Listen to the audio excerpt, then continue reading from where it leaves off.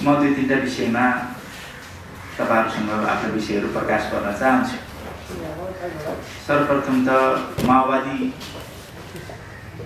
केन्द्र Nepal communist party माओवादी केन्द्र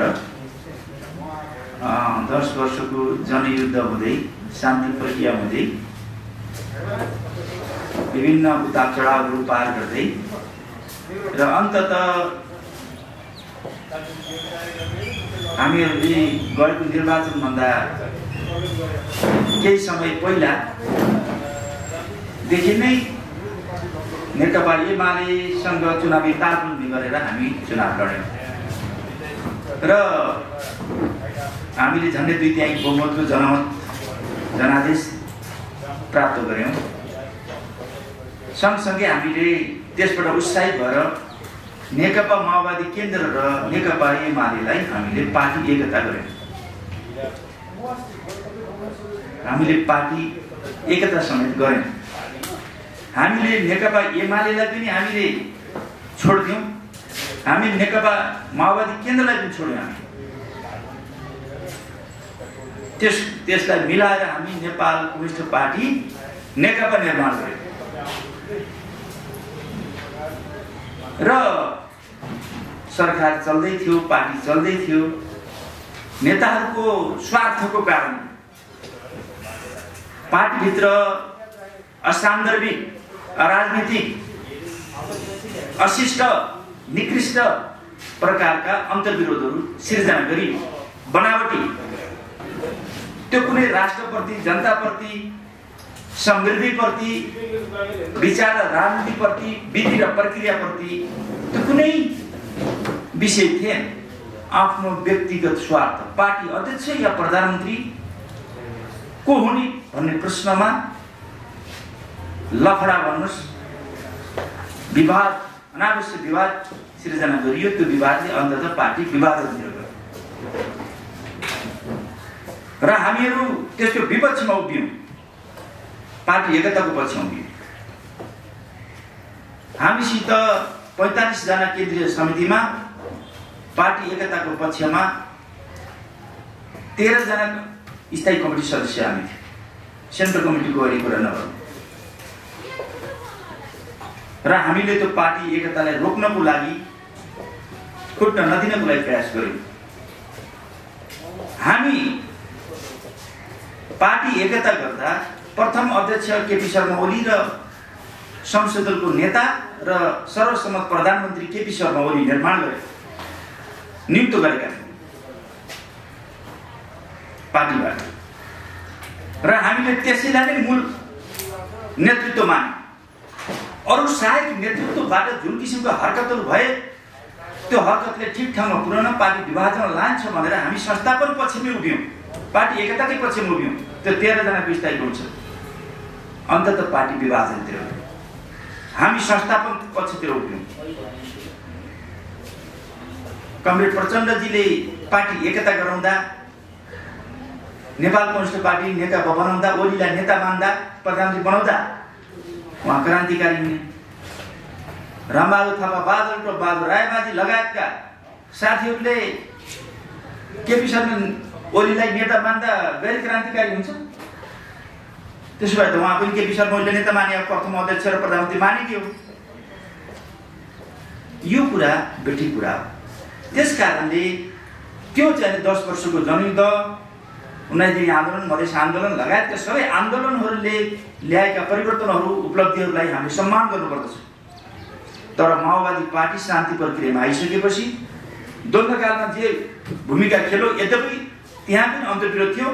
शान्ति प्रक्रिया आइसकेपछि पहिलो चुनावमा पहिलो पार्टी, दोस्रो चुनावमा तेस्रो पार्टी, गएको चुनावमा नेकपा एमालेसित नमिलेको हुन्थ्यो भने कतिौं पार्टी हुन्थ्यो? त्यो कसको कारणले? जुन पार्टीको नेता 33 वर्षसम्म कुनै विचार, कुनै विधि बिना, कुनै प्रक्रियामा नजाने, कुनै सिस्टममा नजाने सुघोषित नेता भएर बसेको इतिहास पाउन गाह्रो छ। अझ शान्ति प्रक्रियामा आइसकेपछि पनि पार्टीलाई व्यभिचारी किसिमले, व्यक्तिवादी तरिकाले, निरङ्कुश तरिकाले जो सञ्चालन गरियो त्यस कारणले पार्टी कमजोर हुँदै गयो। किन कमजोर भयो? त्यही कारणले कमजोर भयो। न विचारमा पनि ध्यान भएन, विधिमा पनि ध्यान भएन, कार्यशैलीमा पनि ठिक भएन, चिन्तनमा पनि ठिक भएन। त्यस कारणले पार्टी तुइँदै गएपछि कमजोर भयो। त्यसको जिम्मेवारी लिनुपर्छ पनि मूल नेतृत्वले। हामी त्यसको विपक्षमा यो ठिक छैन, बेठिक छ भनेर सङ्घर्ष गरिरहेका थियौँ। त्यति बेला हामीले असहमति राखिरहेका थियौँ। त्यसै कारणले हामी पार्टी एकता गरेका थियौँ र नेपाल कम्युनिस्ट पार्टी नेकपा हामीले निर्माण गरेका थियौँ। मैले यो किन भनिरहेको छु भने माओवादी पार्टीले गरेको योगदानको कदर गर्नुपर्छ, उसले गरेको कमजोरीलाई करेक्सन गर्नुपर्छ भनेर हामी लडेको स्थिति हो, अन्तर्विरोध गरेको स्थिति हो, असहमति राखेको स्थिति हो। जब पार्टी एकता भइसकेपछि अनि पछि हामी मूल नेतृत्व र नेकपामै रह्यौँ। जहाँसम्म एमाले र माओवादी केन्द्र बन्ने त्यो त सर्वोच्च कुरा हो। त्यो भन्न हो सर्वोच्चले निर्णय फैसला गर्न हुन्थ्यो त्यो निर्देशन दिन मिल्थ्यो कि मिल्ने थिएन, त्यो सर्वोच्च कुरा हो। सायद त्यस्तो चाहिँ तिमीहरू माओवादी बन, तिमीहरू एमाले बन भन्न त्यो मिल्ने कुरा होइन। तर सर्वोच्चले गरेको निर्णयलाई हामीले फेरि मानिदिनु पर्ने स्थिति आएको मात्रै हो। हामी अहिले पनि नेकपा नेपाल कम्युनिस्ट पार्टीमा छौँ, त्यही नेतृत्वमा छौँ हामी। त्यस कारणले त्यसको निरन्तरतामा हामी अगाडि बढिरहेका छौँ। जहाँसम्म माओवादी केन्द्र भन्ने पार्टी जो चाहिँ अवैधानिक छ भन्ने सन्दर्भको कुरा हो। मैले उहाँहरूलाई माओवादी केन्द्र अन्य पार्टी बनाउने पनि राइट छ, त्यसमा हाम्रो कुनै हस्तक्षेप होइन। यो पछिल्लो चरणमा माओवादी केन्द्रले जुन किसिमको गतिविधिहरू गर्दै गयो तपाईँ हामी सबैलाई जानकारी छ। एक त हामी माओवादी केन्द्रमा छँदा अन्तर्विरोध र असहमति राख्दैका थियौँ। दोस्रो कुरा पछिल्लो चरणमा जुन किसिमको पार्टी आफू अवैधानिक छ, आफूले बनाएको संविधान कानुन राजनीतिक दल सम्बन्धी ऐन आफूले बनाएको हो, त्यसलाई मानेर चल्नुपर्छ पर्दैन। पार्टीलाई चाहिने स्वेच्छाचारित किसिमले भूमिगत पाराले अनुशासनहीन तरिकाले चलाउनु मिल्छ, व्यक्तिगत तरिकाले चलाउनु मिल्छ।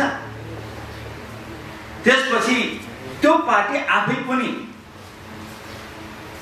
नेपालको कानुन, नेपालको संविधान र दल सम्बन्धी राजनीतिक दल सम्बन्धी ऐन अन्तर्गत त्यो मेल खाँदैन। हामीले त्यसलाई असहमति राखेको र त्यसलाई विरोध गरेको, त्यसलाई करेक्सन गर्न लाग्यो। जब नेपालका राजनीतिक पार्टीहरू नेपालको संविधान आफैले बनाएको संविधान, आफैले बनाएको कानुन, आफैले बनाएको राजनीतिक दल सम्बन्धी ऐनलाई जबसम्म उसले चाहिँ सम्मान गर्दैन, त्यसलाई कार्यान्वयन गर्दैन, देशमा अराजकता अस्थिरता सिर्जना हुन्छ। चाहे 2 तिहाई बहुमत लिनुहोस् या सामान्य बहुमत ल्याउनुहोस् या नल्याउनुहोस्, यो समस्या त्यहाँ छ। दलहरू आफूले बनाएको संविधान कानुन र नियमभित्र बस्नु पर्यो, अनुशासित हुनु पर्यो। अरूलाई अनुशासन लाउनलाई देशका राजनीतिक पार्टीहरू आफू अनुशासित हुनुपर्छ भने, संविधान सङ्गत हुनुपर्छ भने, नियम कानुन सङ्गत हुनुपर्छ पर्दैन। त्यो त चाहिँ स्वयं माओवादी पार्टीको लागि र अन्य पार्टीको लागि पनि एउटा सन्देश होस्, सिस्टमको विकास होस् भनेर हामीले यो अभियान चलायौँ। त्यो माओवादीबाट किन चलायौँ त? त्यो माओवादीलाई एउटा करेक्सन गर्नको लागि हो एउटा विषय। दोस्रो विषय, माओवादीले चाहिँ आफ्नो अनाधिकृत रूपमा चाहिँ निर्णयहरू गर्दै हो। पहिलो निर्णय त हामी सबैलाई जानकारी छ, माओवादीबाट टिकट लिएका। त्यो टिकट ल्याउन ठिक थियो थिएन त्यो त फेरि अर्को अध्ययनको विषय हो। त्यो त हाम्रो असहमति थियो कयौँ विषयमा, त्यो आफ्नो ठाउँमा छ, त्यसको अध्ययनको विषय, छलफलको विषय गर्न सकिन्छ। माओवादीबाट प्रतिनिधि सभामा जितेका जो जनप्रतिनिधिहरूलाई, जो राष्ट्रिय सभामा चुनिएका जनप्रतिनिधिहरूलाई चुनिएका अथवा फेरि प्रदेश सभामा निर्वाचित भएका जनप्रतिनिधि होस्, राष्ट्रिय सभाका जनप्रतिनिधि होस् या स्थानीय तहका जनप्रतिनिधि होस्, उहाँले एकपछि अर्को कारबाहीको अभियान चलाउन थाल्नुभयो। आफू माओवादी केन्द्र, त्यसपछि एक नेकपा नेपाल कम्युनिस्ट पार्टी हुँदै गएर जसो गर्न पनि हुने। उहाँले त्यसपछि उहाँ 2 वर्षसम्म नेपाल कम्युनिस्ट पार्टी नेकपा हुँदाखेरि उहाँलाई केही अनुशासन नलाने, उहाँलाई त्यो क्षममा हुने, जहाँ जाँदा पनि हुने, उहाँसँग जाँदा हामी नेकपामै बसिरहँदा यद्यपि सर्वोच्चले चाहिँ एमाले बनाइदियो, माओवादी केन्द्र त्यो अर्को कुरा, त्यसमा हाम्रो कुनै असहमति पनि छ, सर्वोच्च निर्णय भन्न मान्दिया मात्रै हो। अनि पछि उहाँले कार्य गर्ने, प्रदेश सभाका सदस्यलाई कार्य गर्दासम्म हामीले त्यति ठुलो मानेका थियौँ, ठिकै छ भने। अनि पछि त्यसपछि राष्ट्रिय सभालाई चाहिँ कार्य गर्दा पनि हामीले त्यति धेरै ठुलो इस्यु बनाएको थियौँ। अब त्यसपछि प्रदेश सभा सांसदहरूले कार्य गर्ने, त्यसपछि स्थानीय समन्वय कार्य गर्न सुरु गरिसकेपछि र त्यति मात्रै होइन, हामीले स्थानीयबाट सुरु गर्यौँ कि स्थानीयमा प्रतिवाद गर्यौँ। हामीले स्थानीय प्रतिनिधिहरूलाई, जनप्रतिनिधिहरूलाई कार्य गर्यौँ। माओवादी केन्द्रको नामबाट जो पार्टी आफैमा अभिजानी छ, कार्य गर्नु हामीले रिस्टेट गऱ्यौँ, पुनर्वारी गऱ्यौँ। तपाईँलाई थाहा छैन, उहाँ त अनुशासनमा बस्नु भएको छ नि त, त्यो त पुष्टि भयो। दोस्रो कुरा, राष्ट्रिय सभाका चाहिँ जनप्रतिनिधिहरू रामबहादुर थापाजी र चन्द्रबहादुर खड्का 2 जना हुनुहुन्थ्यो, त्यो माओवादी केन्द्रबाट हुनुहुन्थ्यो जनप्रतिनिधि राष्ट्रिय सभा। हामी सबैलाई जानकारी छ, कारबाही उहाँले गर्नुभयो। अनि उपचुनाव, उहाँहरूको विषय उपचुनाव हुँदाखेरि आफ्नो माओवादीको यदि उहाँ इमान्दार माओवादी हो भने, माओवादीप्रति उहाँ प्रतिबद्ध हुनुहुन्छ भने, माओवादीको विचार राजनीति मान्नुहुन्छ भने उहाँले आफ्नो पार्टीबाट निर्वाचित राष्ट्रिय सभा सदस्यको उपचुनाव हुँदा उहाँहरूले चाहिँ के छ भन्नुहुन्छ भने आफ्नो उम्मेदवार उठाउनुपर्छ भने माओवादी होइन, हामीले उठायौँ, सम्बन्धित व्यक्तिलाई हामीले उठायौँ। हार्ने जित्ने एउटा विषय हो, हामीले आफ्नो मतको संरक्षण गर्यौँ। तर उहाँहरूले चाहिँ के छ भने आफ्नो उम्मेदवार नउठाइकन आफ्नो पछिबाट उठेको चाहिँ सिटमा कलम र रुखमा भोट हाल्नु, पुरै ज्यान फाले भोट हाल्नु।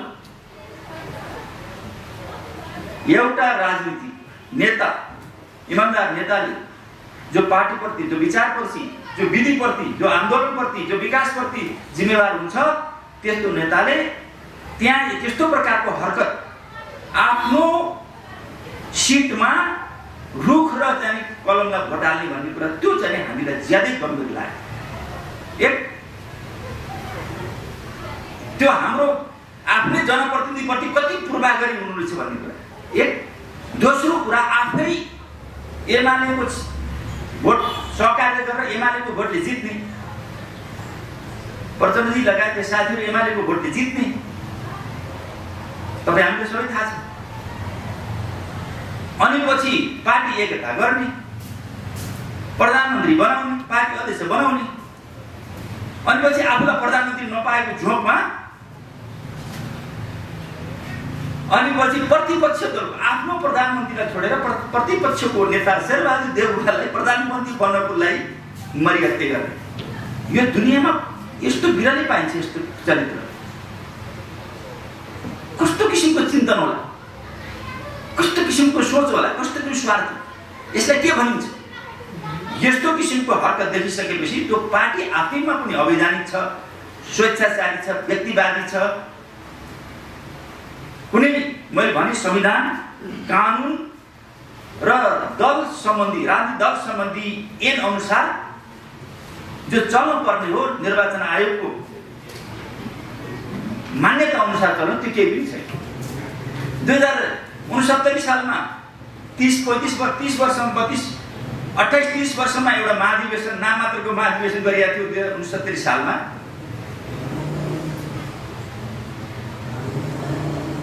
त्यो हेटौडामा त्यो महाधिवेशनमा यद्यपि त्यसलाई मान्दी माने, साँच्चै त्यसलाई चाहिँ महाधिवेशन भन्न लायक पनि थिएन। महाधिवेशन हुनु त जिल्लाबाट चाहिँ प्रतिस्पर्धा गरेर प्रतिनिधि आउँछन्,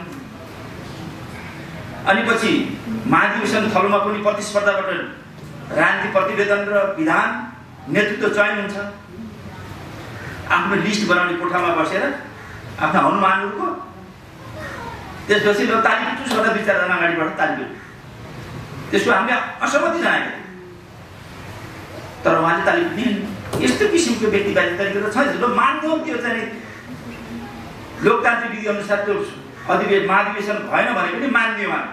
तर 2069 सालदेखि अहिले 68 सालसम्म 9 वर्ष भयो भने के हाम्रो राजनीतिक दल सम्बन्धी ऐनले 9 वर्षसम्म महाधिवेशन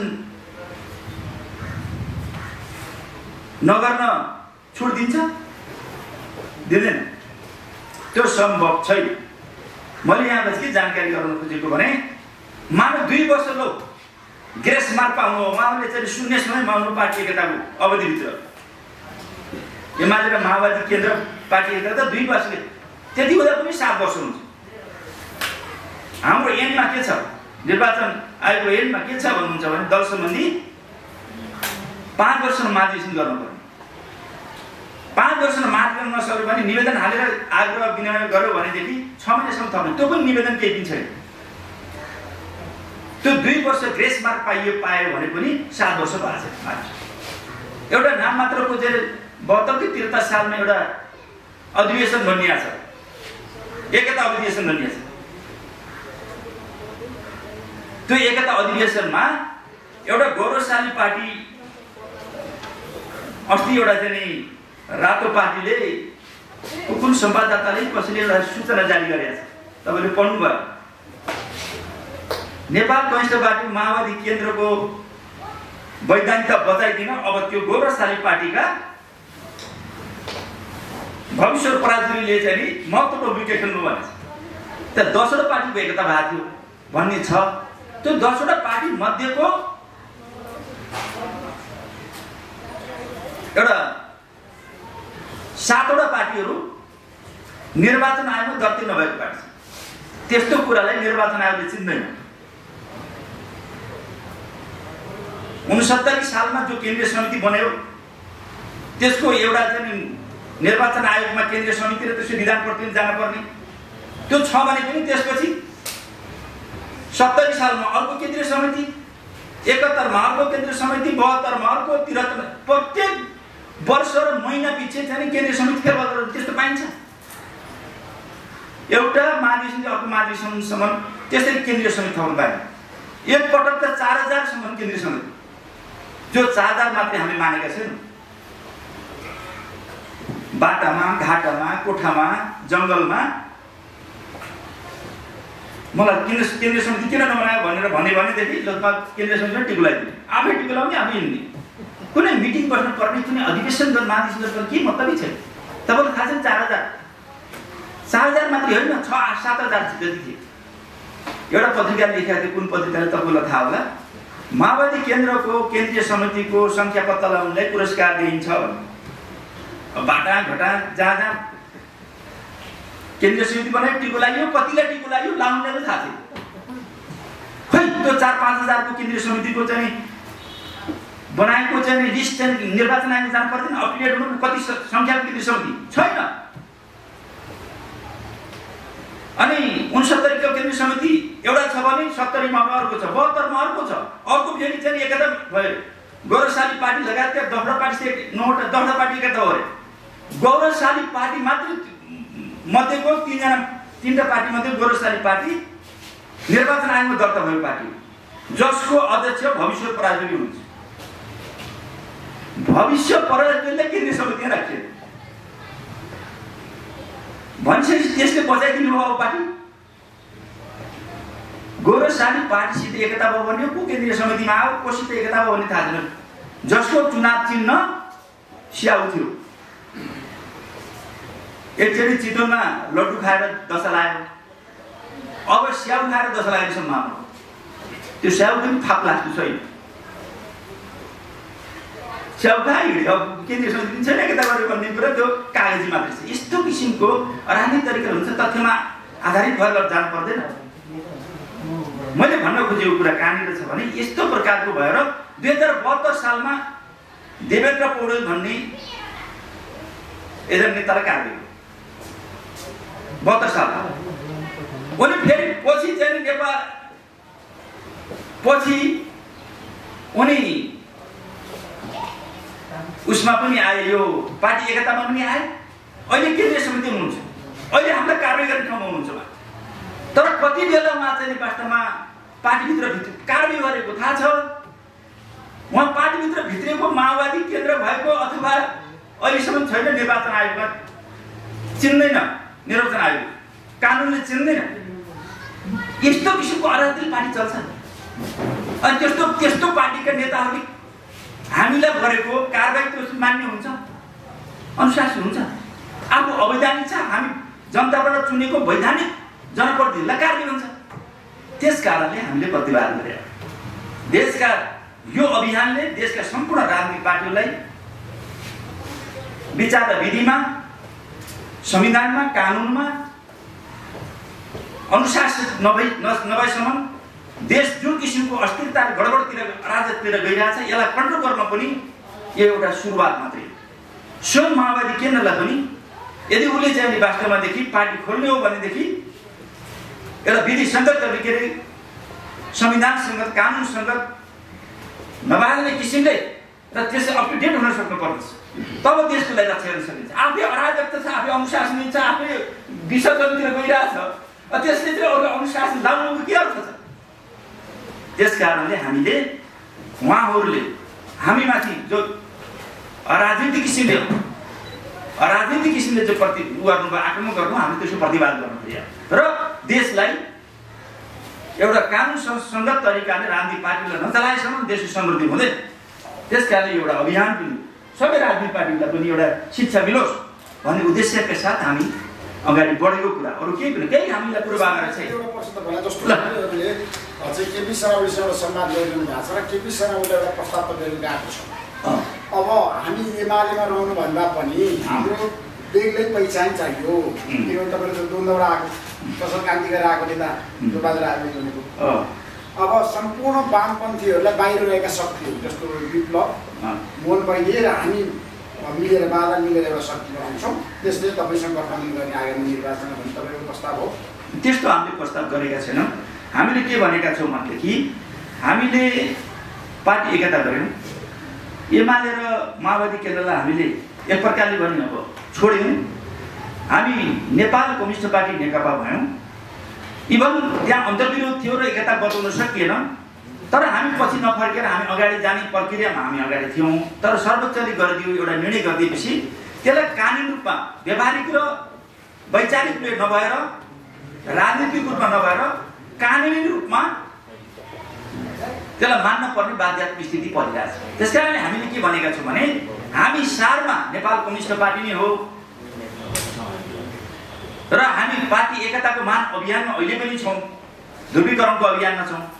एकपटक चाहिँ एकता भएर फेरि साथीहरू विभाजन भएर जानुभयो भने फेरि एकता चाहिँ यो हुँदो रहेछ भनेर, एकता हुन हुँदैन भनेर निराश हुनुपर्ने जरुरी ठान्दैन हो। हामीले देशका सम्पूर्ण पार्टीहरू वैचारिक, राजनीतिक रूपमा, साङ्गठनिक रूपमा, विधिसङ्गत तरिकाले राष्ट्र र जनताप्रति जिम्मेवार भएर हुन् र त्यसको लागि कम्युनिस्टहरू ध्रुवीकृत गरे। आज कम्युनिस्टहरू मात्रै होइन, कम्युनिस्टहरू त ध्रुवीकृत हुनुपर्दछ, एकीकृत हुन पहल गर्नै पर्दछ, हुन आवश्यक छ, अनिवार्य छ। त्यति मात्रै न, देशका राजनीतिक शक्तिहरू पनि जसले देशको निरङ्कुश व्यवस्था ढाल्ने र सङ्घीय गणतन्त्र ल्याउन र नयाँ संविधान बनाउनको लागि जो योगदान गरेका छन्, ती पार्टीको बिचमा पनि असाध्यै राम्रो अन्तर्सम्बन्ध, सहकार्य हुन जरुरी छ। हामी संविधानको रक्षा मात्रै होइन, हामीले ल्याएको परिवर्तनको रक्षा, हाम्रा राजनीतिक एजेन्डाहरूको रक्षाको लागि पनि हामीले के छ भने सबै राजनीतिक पार्टीहरूसँग स्वस्थ मैत्रीपूर्ण तरिकाले प्रतिस्पर्धा पनि गर्ने र सहकार्य गर्नुपर्ने अहिलेको आवश्यकता छ। यो जरुरी पनि छ। त्यहाँसम्म हामीले सोचेको स्थिति हो। अझ वामपन्थीहरूले एकताको लागि हामीले पूर्वाधार राख्ने त बस्नै भएन, तर करेक्सन पनि हुनु, गल्ती कमजोरी हुनु भयो। हामीले राम्रो कामलाई राम्रो भन्ने र गल्ती कमजोरीलाई चाहिँ करेक्सन गर्नको लागि आलोचना गर्ने, यो हामी गरेर नै हामीले सहकार्य गर्न सक्छौँ। अरू के छ? निर्वाचन आयोग जानु भएको छ, निर्वाचन आयोगले चाहिँ के भनेर भन्नु? हामी निर्वाचन आयोगमा गयौँ कि हामीले हाम्रो साथीहरूले यस्तो पेश गर्नुभएको थियो होइन, यो तपाईहरुले छिटो चाहिँ निर्णय गरिदिनुस्। यो कानुनसँग अनि संविधानसँग र राजनीतिक दल सम्बन्धी एमलाई प्राथमिकता राखेर तपाईहरुले निर्णय गरिदिनुस्। हैन, दल हाम्रो दलप्रति आपत्ति छ, उले आफ्नो अनुशासन पालना गरेको छ, राजनीतिक दलको मान्यताका उले पूरा गरेको छ भने त हामीलाई के आपत्ति छैन। र उले त्यो पूरा गरेको छ भने त उले चाहिँ सजाय पाउनु पर्यो, दल खारिज हुनु पर्यो। तर हाम्रो नजरमा हामीले जति इन्फर्मेसन पाएका छौं त्यो उसले चाहिँ न महाधिवेशन गरेको छ, न आफ्नो डकुमेन्टहरु पेश गरेको छ, न केन्द्रीय समिति गरेको छ। पुरा पार्टीहरु चाहिँ कुनै विधिसँग तरिकाले हैन कि गैर कानुनी तरिकाले व्यक्तिगत तरिकाले चलाएर गइरहेछ, भूमिगत रूपमा व्यक्तिगत तरिकाले चलाएर गएको हुनाले त्यो त्यस्तो त पार्टीले राष्ट्रको लागि चाहिँ कुनै उपलब्धि गर्न सक्दैन, पार्टीको लागि पनि, जनताको लागि पनि, राष्ट्रको लागि पनि हुन्न, त्यसले केही काम गर्न सक्दैन। त्यसकारणले उस संविधान अन्तर्गत आउनु पर्यो, सिस्टममा आउनु पर्यो, आउँदैन भने खारिज हुनु पर्यो। त्यो न्याय स्रोत होस् भनेर हामी त्यसको अध्ययन गर्दैछौँ र त्यसलाई हामीले 2-3 दिनभित्रमा हामीले एउटा निर्णय हामीले गरिदिन्छौँ भन्ने भएको छ। निर्वाचन आयोगका पदाधिकारीले त अनौपचारिक रूपमा भनेका छन् सबै राजनीतिक दलको अवस्था उस्तै छ, एउटालाई मात्रै खारेज गर्ने भन्ने कुरै हुँदैन भन्ने प्रतिक्रिया दिएछन्। होइन, त्यस्तो हामीलाई भनेन, त्यस्तो हामीले सबै राजनीतिक दलको स्थिति यस्तै छ भनेर भनेनन्। हामीलाई चाहिँ के छ त, हामीले अध्ययन गर्दा सबै अध्ययन हामीले अरू दल पनि अध्ययन गरेका छौँ। हामीले केवल माओवादी केन्द्रको मात्रै होइन, नेपाली कांग्रेसको गरेका छौँ, नेकपा एमालेको गरेका छौँ, जो महाधिवेशनको सन्दर्भमा अब भदौभित्रमा नेपाली कांग्रेसले महाधिवेशन गर्नै पर्छ, होइन भने त्यो अवैधानिक हुन्छ। नेकपा एमालेको अलि टाइम छ, उसले मङ्सिरभित्रमा गर्ने भनेको छ, गर्नु भनेको छ टाइम फेरि महाधिवेशन हुन्छ र उसले आफ्ना केन्द्रीय समितिका सदस्यहरू आफ्नो निर्णयहरू अपडेट गरेर बसेका छ। हामी सबैको लिएको छ, हामी सबैको डकुमेन्टहरू छ।